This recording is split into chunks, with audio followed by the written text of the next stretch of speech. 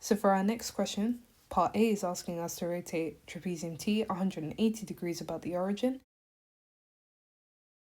So my personal first step is always to note down the point of rotation, just to make sure it's easier to work it out.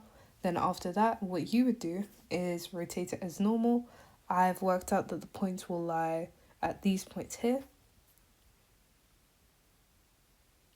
And one way to check that your rotation is correct, because of course you'll be doing it slightly differently to me when you've got your pen and paper out, is when it's 180 degrees, it should look like it's upside down.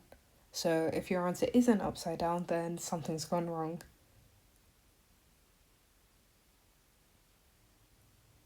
As well as being upside down, it should also be flipped to the other side. So if you've got something that looks like it's flipped and upside down, you've probably got 180 degrees.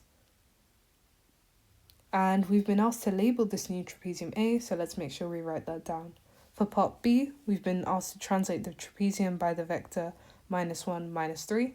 We know the first one always represents x, which means that we're moving -1 in the x-axis, and the second one being -3, which means we're moving down by 3 y-coordinates.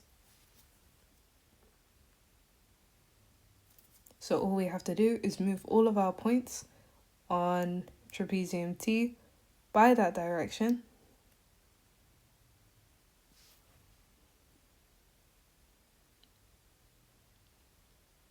and making sure that at the end, when we've gotten all our points together, that we've labelled it correctly. So here we make sure that we've written in our B into our new trapezium.